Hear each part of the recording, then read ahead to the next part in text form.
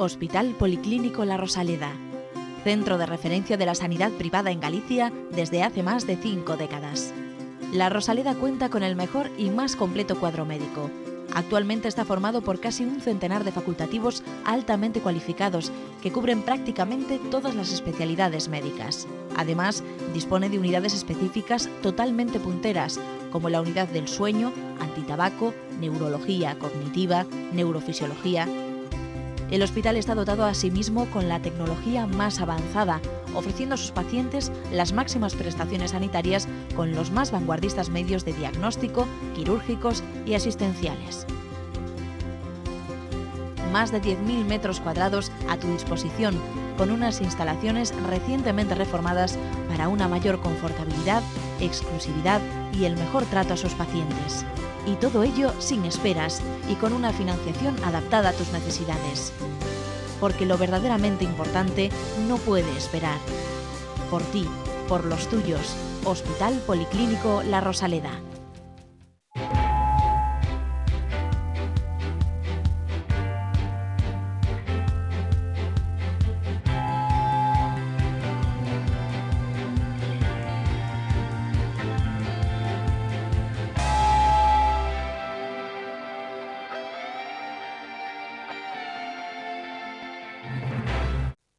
Hola, bienvenidos una semanita más aquí en la televisión del Correo para hablarle de cosas que tienen que ver con la salud.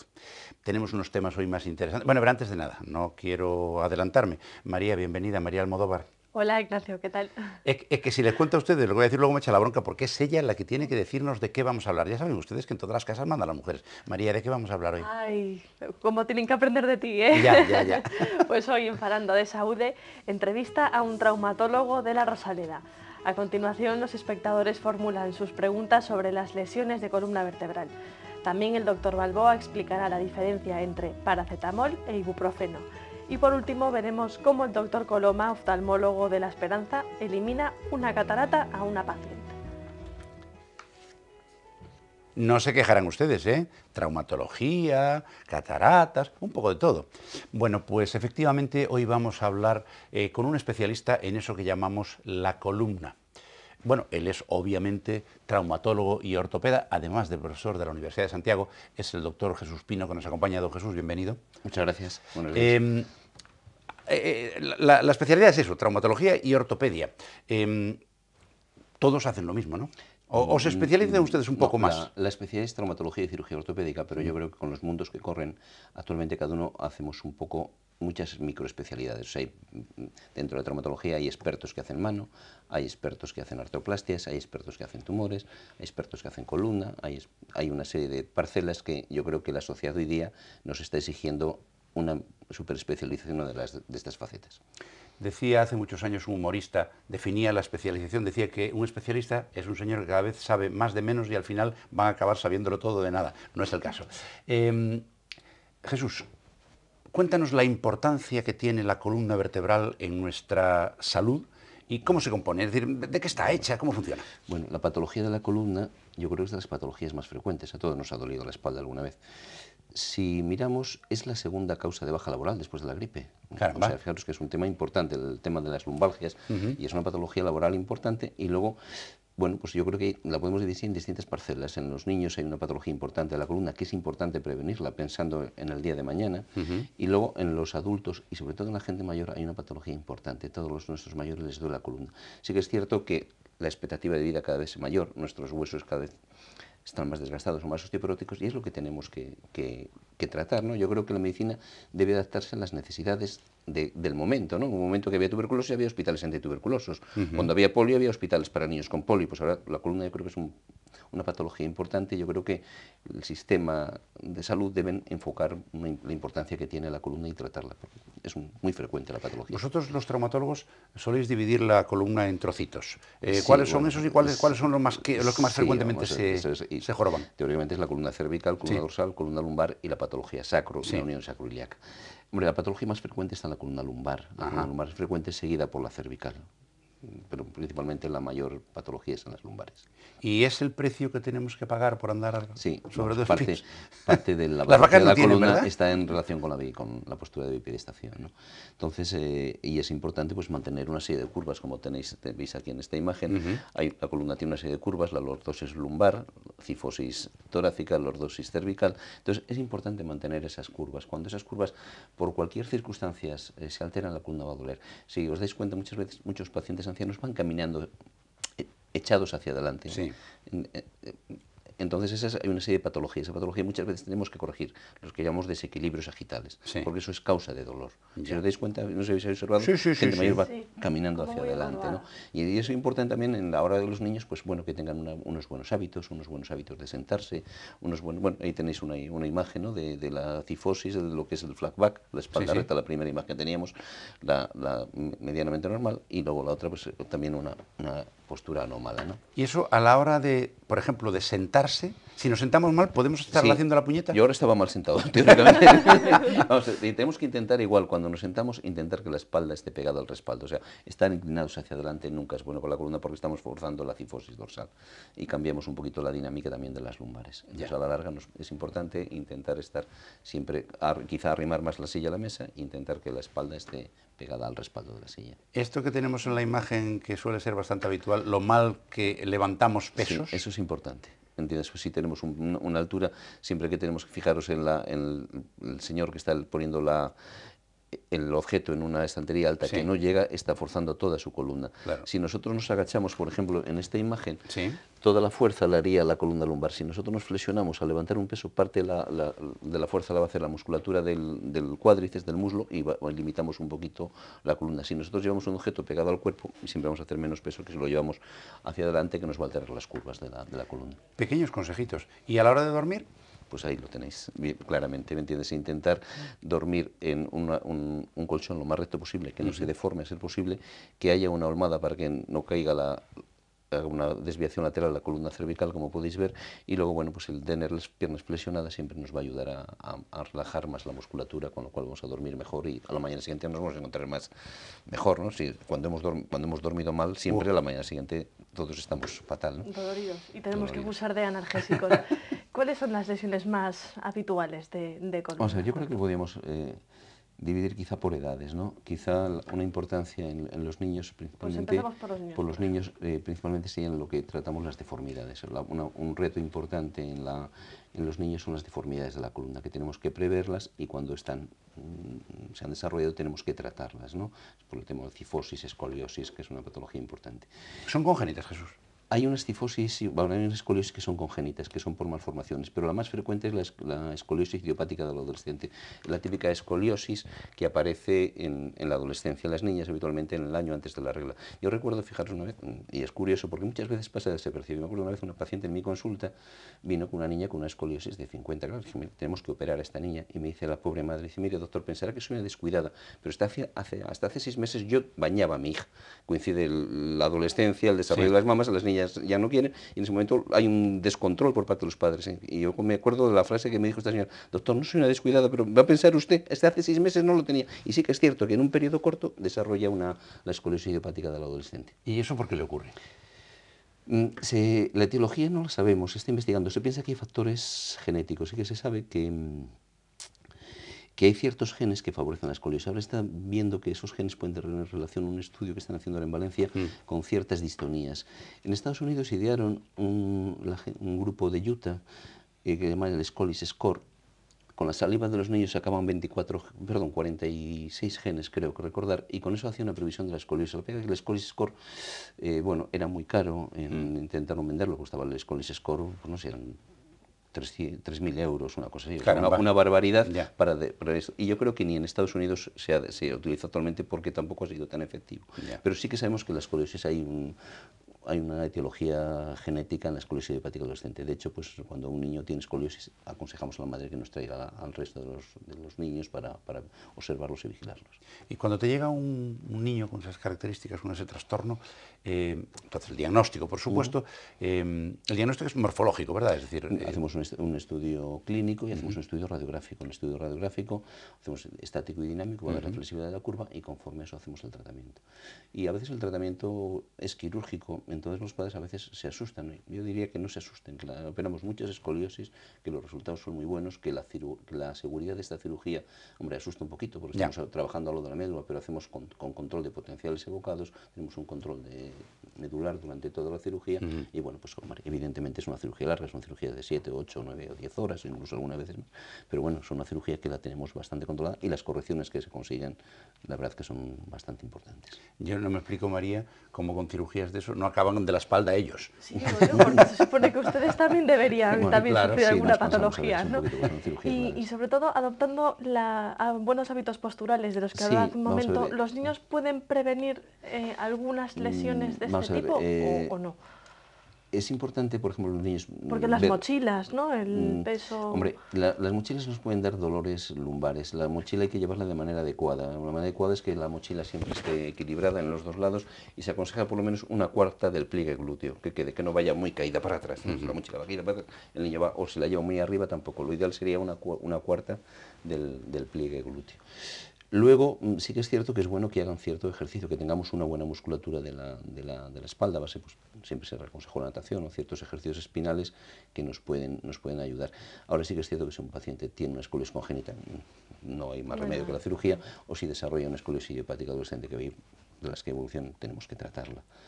No es la causa no haber hecho ejercicio, ¿me entiendes? Es un poco genéticamente al que le tocó y tenemos que tratarlo. Jesús, dejamos a los niños, vámonos con los adultos. ¿Cuáles son las patologías más frecuentes con las que te encuentras y cómo las tratas? Una patología más frecuente es la lumbalgia mecánica. La lumbalgia mecánica, y otra patología es la hernia discal. Diríamos en un grupo pondríamos entre los 20 y los 50 y tantos años, la patología más frecuente va a ser la lumbalgia mecánica y la patología discal. La lumbalgia mecánica muchas veces está originada, sí que está influenciada muchas veces por esfuerzos, está por posturas, ciertos tipos de trabajo. ¿Por qué? Porque muchas veces los discos intervertebrales con el tiempo se van perdiendo una capacidad hídrica que tienen, se van perdiendo elasticidad. Esa misma elasticidad, si viéramos la columna vertebral en su conjunto, no solo el cuerpo y el disco, sino atrás tenemos elementos posteriores que son las facetas. Entonces, si el disco se hunde, las facetas también se colapsan y ahí produce dolor. Se produce mucho dolor facetario, lumbalgia mecánica, y es una de las patologías frecuentes que tenemos que tratar, y habitualmente las podemos tratar con métodos médicos, con métodos no agresivos. Alguna vez tenemos alguna infiltración, alguna rizolisis, pero son patologías que muchas veces las podemos tratar con medios conservadores. Antes había mucho miedo, ¿no? A la hora de cuando oías a una persona, no, es que me tengo que operar de hernia discal, ¿no? Parecía que se podía quedar paralítica, vamos. La hernia discal es otro tema ahí controvertido, ¿no? Yo les digo a mis pacientes cuando tienen una hernia discal, el disco es un órgano, y es un órgano importante. Nosotros cuando quitamos una hernia de disco estamos quitándote un órgano que cumple su función. Ahora bien, es cierto que si ese órgano se ha salido y está comprimiendo una raíz nerviosa y puede lesionar esa raíz nerviosa, es más importante la raíz que el nervio. Entonces tenemos que buscar un equilibrio en tratamiento conservador. De entrada no intentamos operar todas las hernias de disco, yo creo que ahora se operan menos que las que se operaron hace mucho tiempo, ¿no? Porque hemos visto un poco las secuelas de muchas hernias de discos que se operaron y que después han terminado en artrodesis o son pacientes que han tenido que ser reoperados. Entonces ahora quizás somos un poquito más conservadores, intentando a ver si la fase aguda de la compresión radicular cede en un tiempo prudencial, pues muchas veces esas hernias intentamos no operar. Evidentemente, si no cede, si hay un compromiso radicular, vuelvo a repetir, el nervio es importante porque las lesiones... Y bueno, y la hernia, pues el tratamiento consiste en extirpar el disco, que lo puedes hacer de una manera más o menos agresiva. O sea, sí que es cierto que habréis oído pues, las cirugías mínimamente invasivas y demás. El fundamento es quitar el disco.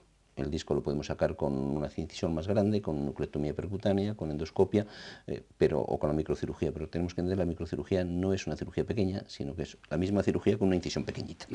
Eso es lo que los pacientes tienen que entender. Entonces, sí que intentamos quitar el disco. Luego ha habido otra serie de intentos o de técnicas para... Hombre, hace años había la papaína que se inyectaba. Sí, sí. Y yo creo que no iba bien. El problema es que la papaína era tóxica y hubo bastantes reacciones anafilácticas de pacientes que fallecieron en quirófano con reacciones anafilácticas. ¿No? Sí, era pinchar el disco. Después, con esa perspectiva, se han intentado pues, con alcohol etílico, con una serie de sustancias se ha intentado hacer, y están un poco ahí en ese mundo de cosas que se hacen. La nucleostomía percutánea también, sacar el disco sacando parte del disco, sí, o quitando la parte que dolía, estuvo muy en boga bastante tiempo, fue bien, pero al cabo del tiempo había bastantes recidivas. Yo creo que es un caballo de batalla que está ahí, y tenemos que, yo creo que intentar conservar el disco, no sé, buscar alguna manera de intentar ser lo mínimo agresivos e intentar conservar el disco. La pega es que a veces cuando operas un hernia de disco, dejas disco y luego ese disco vuelve a salir y la hernia se ha reproducido. Entonces explica al paciente que se operó hace 3 meses que tienes que volver a esto porque se ha reproducido. Jesús, ¿y no se ha desarrollado nada realmente que funcione en tema de sustituir el disco por otra cosa, una prótesis? Sí, están las prótesis discales. ¿Qué tal va? Vamos a ver, en cervicales, vaya. En lumbares yo no soy partidario, se han desestimado. ¿Por qué? Por un lado, es un abordaje anterior. El abordaje anterior, por ejemplo, en los hombres hay un tanto por ciento de impotencia por lesiones del pleso simpático. Entonces ya en hombres se ha desaconsejado. Y las prótesis al principio parece ser que funcionan y al cabo de un tiempo dejan de funcionar y dan problemas. Están dando problemas. Yo creo que no es una cirugía que estuvo en boga. Se han cambiado los modelos, incluso ciertas casas comerciales están cambiando, pero no... A mí personalmente no me convence como una solución. Soy más partidario de hacer una artrodesis pequeña cuando hay que fijar la columna que se tolera bien. En las cervicales se tolera quizá la prótesis un poco mejor, pero también hay defensores y detractores, porque también la artrodesis es el good estándar y ha ido bien. Está claro. Oye, y hablando de adultos, pero ya de adultos de una edad más provecta, las fracturas vertebrales de los ancianos, porque eso... Claro, nos vamos haciendo mayores, nuestros huesos se vuelven más frágiles porque tenemos osteoporosis, sobre todo en el caso de las mujeres posmenopáusicas. ¿Cómo va eso? Pues haya habido un avance técnico importante, no en los últimos años, esto lo describen los franceses, son los años 60 y tantos, en los años 90 se hace, y son las técnicas de refuerzo vertebral percutáneo, la vertebroplastia y la cifoplastia. Son técnicas de cirugía mínimamente invasiva en la cual nosotros, en una vértebra que está aplastada y hundida, podemos ser capaces de levantarla con una especie de globo o levantar una parte si es en fase aguda y la rellenamos de una sustancia, un cemento óseo, el cemento óseo metilmetacrilato, que hace un soporte mecánico importante. Entonces, hemos solucionado esa fractura. Esa fractura, si no hacemos nada, se sigue colapsando, la bolita seguiría cayéndose hacia adelante. Si nosotros eso lo paramos en ese momento, la fractura, por un lado el dolor desaparece, es bastante eficaz en lo que respecta al dolor, y es bastante eficaz mecánicamente. El soporte mecánico es importante y tampoco se ha demostrado que haya fracturas en espacios adyacentes.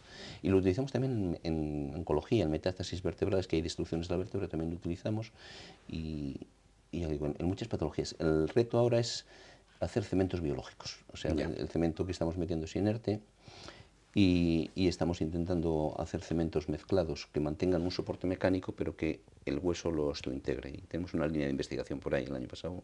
¿Qué es hidroxiapatitas? Con hidroxiapatitas. Claro. Hemos hecho mezclas de cemento con hidroxiapatita y hemos conseguido, bueno, eso fue un premio que me dieron a mí el año pasado de investigación de la Sociedad Española de Cirugía de Columna, en la cual vimos que mezclando hidroxiapatita al 20% los osteoblastos crecían. Y no solo eso, sino que células madre las hacíamos crecer y se convertían en osteoblastos. O sea, hay una investigación muy bonita que además está funcionando curiosamente en animales, que restaura perfectamente, claro, con los animales es más fácil hacer un estudio clínico porque no hay que pasar determinados controles como en los humanos, y restauran hueso y tejido osteotendinoso que va bastante bien. Algún día a lo mejor lo podemos hacer en hombres.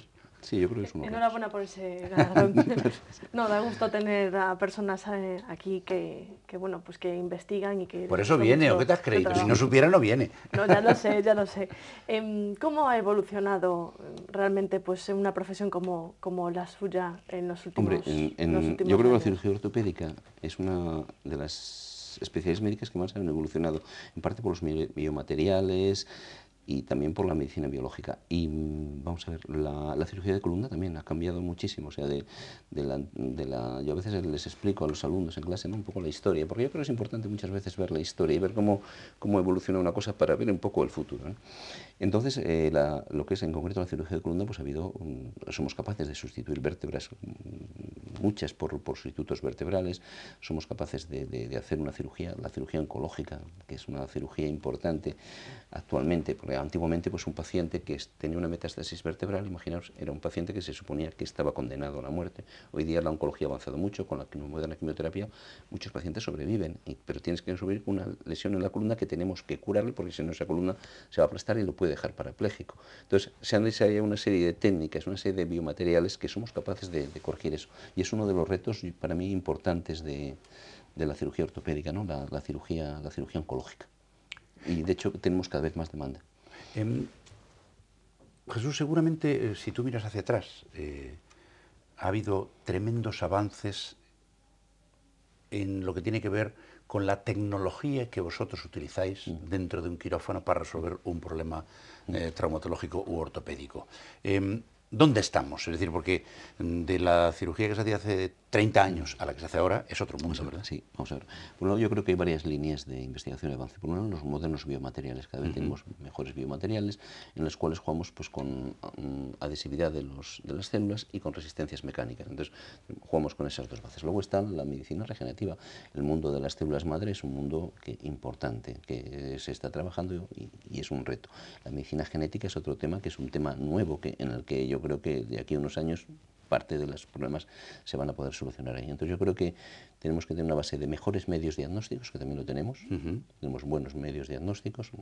La tecnología, pues yo creo que dentro de poco la resonancia magnética será una exploración rutinaria que nos da una radiografía, vamos. Que nos da una información de miedo, ¿no? Imagínate, luego pues a nivel de oncología, el PET, o sea, quiero decir que a nivel de medios diagnósticos ha avanzado mucho, pero a nivel de la tecnología también. O sea, si viéramos pues cómo se operaban las escoliosis antiguamente, que los pacientes tenían que estar escayolados después de la cirugía muchos meses, a ver el paciente que al día siguiente lo podemos levantar con una osteosíntesis, con una instrumentación muy estable, el tema cambia la vida de los pacientes. Entonces, por eso decir que hay varios, y luego fijaros lo de la medicina biológica, en el momento que nosotros empecemos a jugar pues con sustancias que estimulan el crecimiento óseo, que la proteína morfogenética ósea es otro factor que estimula el crecimiento óseo. O sea, quiero decir, hay un mundo ahí de cosas biológicas que yo creo que es una parte en la que la medicina va a avanzar. Entonces yo creo que en nuestro medio, en el mundo de los traumatólogos, que somos muy de ferralleiros, pues tenemos por un lado el tema de la biomecánica, de los mejores materiales cada vez que se están desarrollando, y luego toda la medicina biológica, que es importante. ¿No tenemos preguntitas de nuestros...? Por supuesto. Ah, pues venga.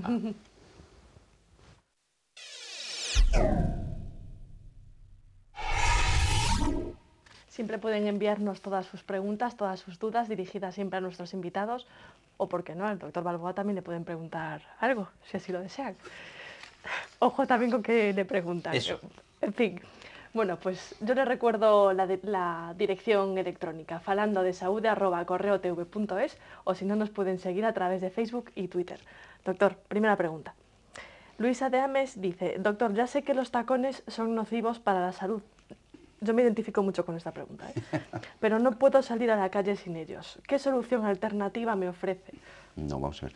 Yo creo que el tema es la altura de los tacones. O sea, yo creo que biomecánicamente tacones hasta 4 o 5 centímetros pueden ser incluso favorables. Relajan un poquito el Aquiles, relajan un poquito la fascia plantar. Tacones más altos es problemático. Por un lado, tensan mucho la musculatura, pueden hacerte un poquito de flexión en la rodilla y cambiar a veces incluso la estática vertebral. Y luego, cuando llevas mucho tacón, también el pie, todo el antepié, hay una sobrecarga del antepié, o sea, el famoso juanete, las metatarsalgias. Si tú llevas un tacón muy alto, el hiperapoyo puede dar problemas. Entonces, con moderación. Hombre, yo entiendo que una fiesta, pues las chicas hacéis cualquier cosa, os lo ponéis, pero cualquier cosa, y no nos duele nada el ponerlo. Pero quiero decir que como norma general, yo diría moderación en ellos. ¿La altura más aconsejable? Unos 4 o 5 centímetros. 4 centímetros. Siguiente pregunta. Victoria de Pontevedra. Doctor, ¿cuándo hay que operar una hernia discal? Quizás como muy genérica, ¿no? Sí, es un poco, como hablamos antes, vamos a ver. Yo creo que lo que un poco lo decía, el disco es un órgano. Entonces, mi opinión es que intentar tratarlo conservadoramente. Cuando una hernia discal sale, el disco sale del anillo fibroso y entra en canal medular y comprime a veces raíces nerviosas. Ese disco tiene un componente hídrico importante, ese componente va a disminuir, o sea, con el tiempo la compresión va a disminuir algo. Entonces, si con un tratamiento médico esa disminución es lo suficiente como para no lesionar la raíz, pues yo seguiría con tratamiento conservador. Si en un momento determinado la raíz está sufriendo, que lo podemos ver tanto por la exploración clínica como si hacemos un electromiograma, os decía antes, es más importante la raíz que el disco. Ahora, el disco es un órgano, tenemos que ir con la premisa de que el disco es un órgano y que si podemos debemos de respetarlo. Muy bien. ¿Y ahora? ¿Estás temblando? ¡Buf! Uy, qué miedo. Su examen semanal.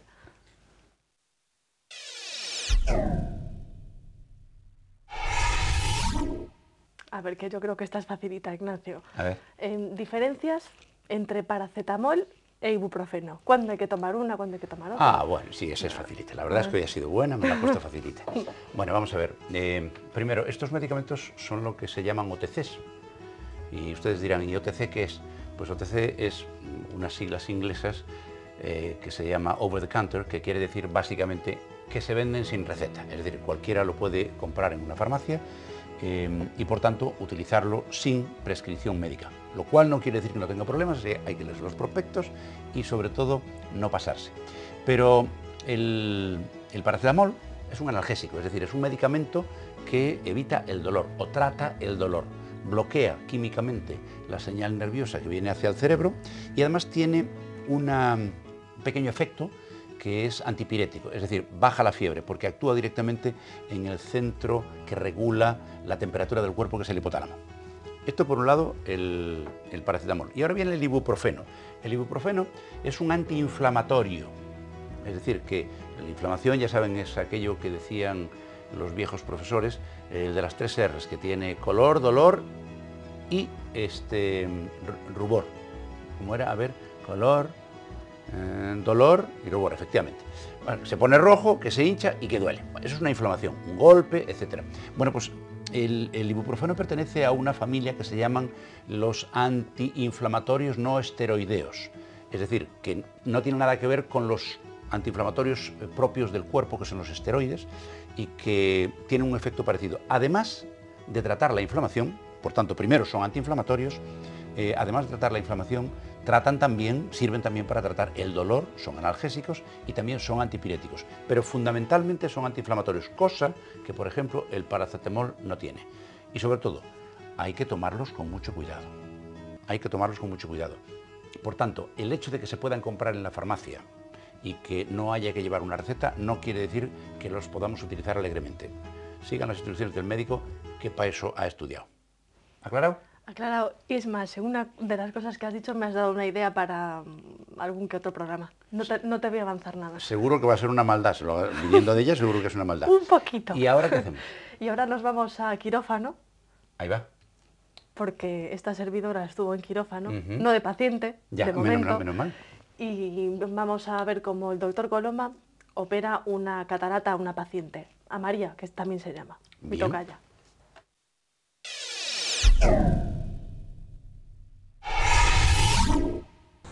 Bueno, buenos días a todos. Vamos hoy a hacer una cirugía de catarata. Tenemos a María, que es una excelente paciente. Y María lo que tiene que hacer es mirarnos la luz y estar todo el tiempo concentrada viendo la luz, ¿vale? La catarata es una patología que es más frecuente en oftalmología, en personas mayores, cada vez vivimos más, cada vez vamos a tener cataratas, es parte del envejecimiento natural, ¿vale? La catarata es el lente cristalino natural del ojo que cuando se opacifica, pues no deja entrar la luz y es lo que conocemos como catarata. La cirugía de catarata hoy en día se hace con anestesia tópica, con gotas y con un poquito de anestesia, como hicimos ahora, dentro del ojo para que el paciente tenga la mayor comodidad posible.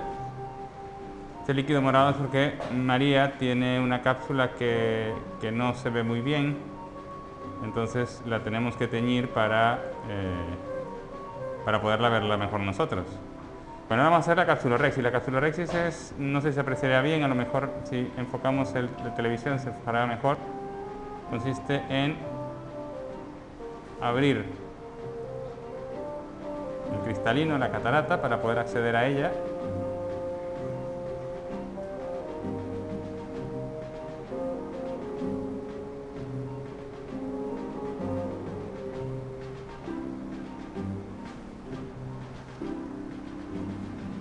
Como podéis ver, se nota el rojo, que es el reflejo del fondo de ojo, con el azul que hemos teñido la cápsula, que es lo que estamos en este momento eliminando, por decirlo de alguna manera.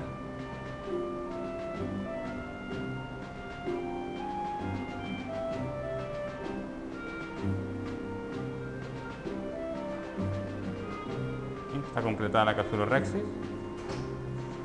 Dame macro wash.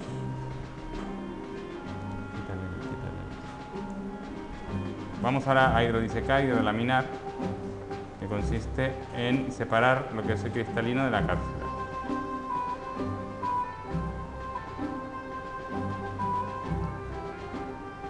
Una vez que está libre, que podemos ver cómo aquí dentro puedo mover libremente lo que es el cristalino, que es la catarata. Y ahora con ultrasonido vamos a fragmentarla y aspirarla, que es la técnica hoy en día habitual para la cirugía de catarata. Hacemos un pequeño surco ahí en el medio, no sé si se aprecia bien. Aquí ya hemos fragmentado todo y ahora vamos a sacar los cuadrantes.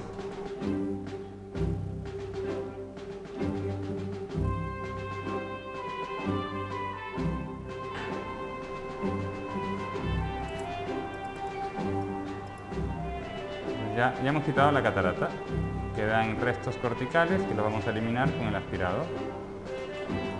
Abrimos lente.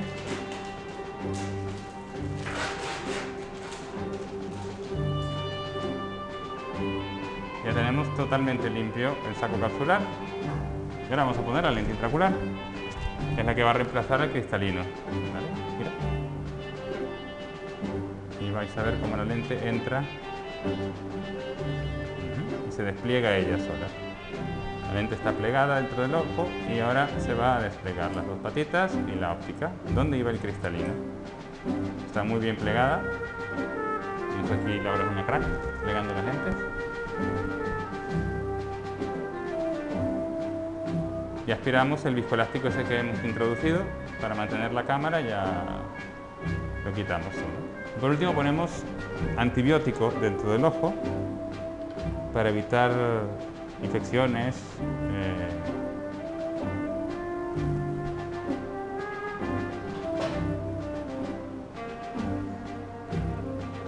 De que no hay sutura, no hay nada. Y ya hemos terminado.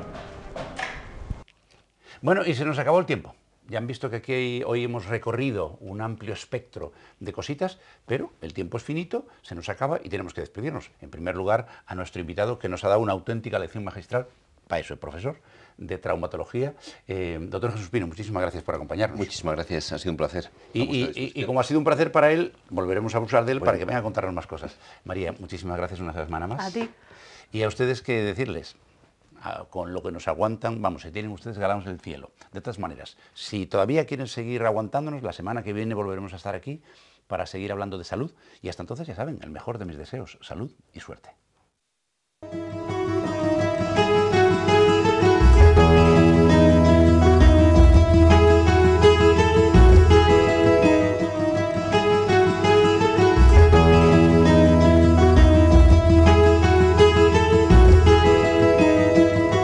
Centros Médicos La Rosaleda han patrocinado este programa.